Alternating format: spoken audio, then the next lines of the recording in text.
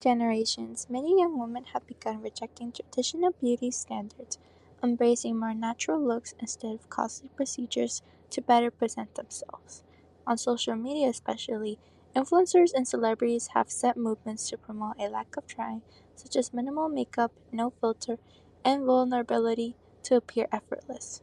These movements began to reject unrealistic ideals and move toward a place of non-judgmental self-expression. Welcome to a discussion on the anti-beauty trend heroin chic and its rising in the mid-1990s and the effects it has now. I'm your host, Montserrat Sanchez, diving into what exactly was and is anti-beauty and the prospects that rose to fame. A trend becoming both iconic and controversial. If you want to know more about the infamous anti-beauty 90s trend and its modern impact, stick around. It's not entirely new. Since the 1990s, the rise of heroin chic aesthetic similarly positioned itself as a rebellious movement that started as a rejection of glamour, femininity, and allurement, while it similarly became a form of resistance against unrealistic ideals. Just like our modern era, it carried the reputation of malnourished appearance and the usage of drugs. Yet, despite its opposition to idealistic beauty, heroin chic quickly became both iconic and controversial within the fashion and media industry. What began as a resistance ultimately became a very standard it once opposed. But there's a plot twist. However, this belief of anti-beauty overlooks how these new ideals continue to shape expectations in an unconscious way in our modern world. While anti-beauty is framed as liberation and anti-beauty aesthetics against society, such as those who consider them cheap, specific has only developed into a standard of its own.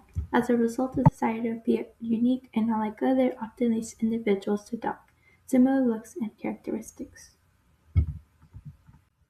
As the aesthetic became embraced and promoted by mainstream media, it shifted as a resistant movement to the standard that should be followed.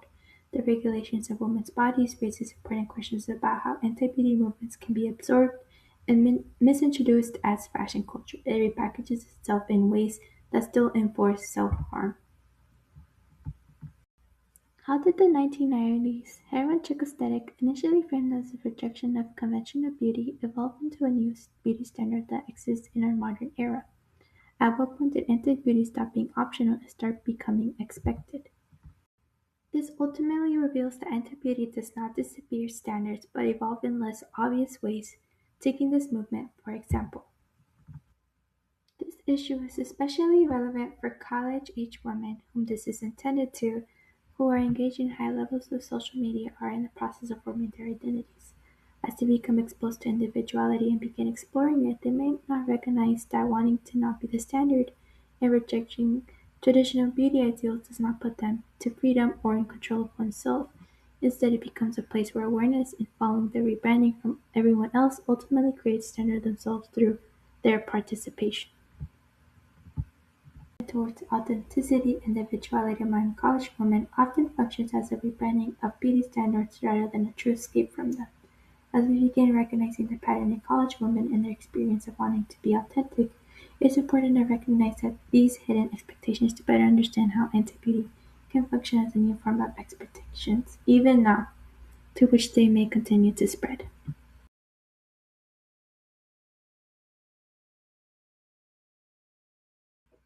As one comes to wonder, there's many reasons behind how and why the build-up has led to a standard, and to better look at it, it's best we dive into four core reasons.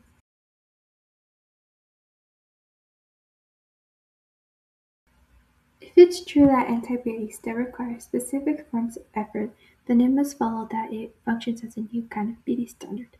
Even though heroin chic claimed to reject beauty standards, it requires specific body types such as extreme thinness, promoted specific looks such as pale and fragile skin, which ultimately controlled how women were allowed to appear to better fit the aesthetic. It was not freedom but a liberation from one standard to becoming restrictive to a self-made one. Author Rita Felsky in Because It Is Beautiful dives into what exactly is beauty and why it's never truly natural but culturally defined. She states even when we reject beauty, we are still operating within the system of meaning. The system of meaning always desires to change the definition of beauty, but unintentionally falls into the beauty system due to its efforts and cultural agreement. Don't understand?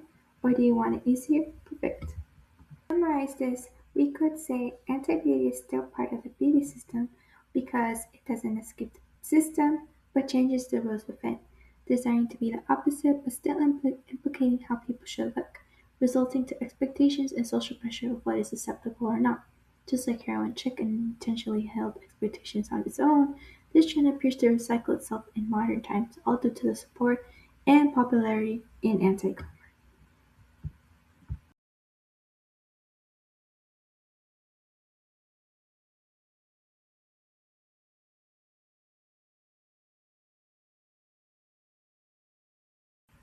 It becomes something the audience is pressured to fall into. If it's true that social media transformed anti-beauty practices into widespread trends, then it must follow that these practices become normalized expectations, reinforcing a new standard.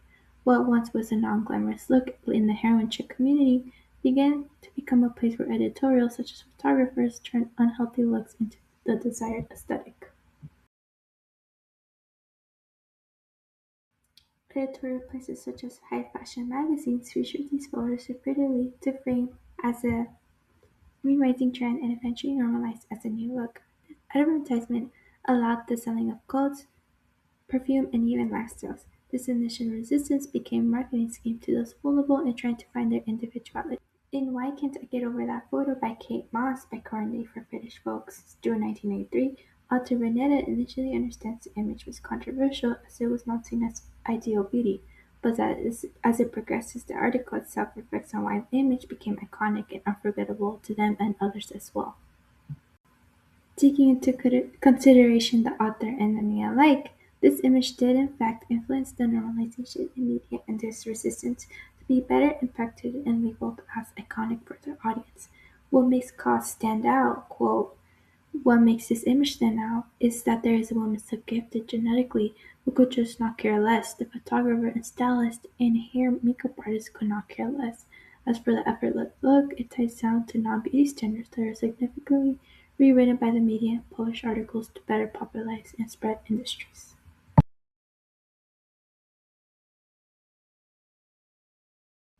Individuality becomes collectively performed in the same space by those who do not want to be categorized or like anyone else. If it's true that individuals seeking uniqueness end up adopting similar aesthetics, then it must follow that antiquity does not produce true individuality, but instead creates a shared standard. Even though I did not experience the 1990s heroin chic era on a direct level, I recognize similar patterns in how individuality is performed in today's social media community. When observing, there is often a desire to appear different or not like everyone else, through aesthetics that I myself have heard of. This reflects similarly to heroin chic, which ultimately became a validating aesthetic despite its rejection to mainstream media standards. Author Judith Butler in Gender Trouble identifies an individual's identity as performed and not natural. She quotes gender is not something someone is, but something one goes through repeated acts as a way to better support. That individuality is a repeated performance and indifferent from other aesthetics. Her key ideas of identity being natural become, because it is repeated over time, turns a unique style into a norm. Alternative styles as a collective become normal and standardized through repetition. This performance becomes repeated socially to the point it becomes a shared aesthetic system, such as heroin chic and anti-beauty subgenre in general.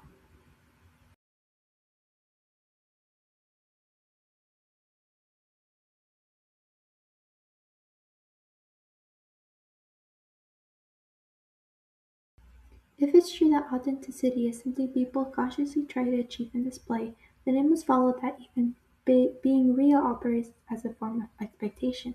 Similar to traditional beauty standards in subculture become style by Dickovich, he argues subcultures start as authentic resistance but become a trend, eventually getting stripped from that authenticity to go to perform for a big audience and become well received.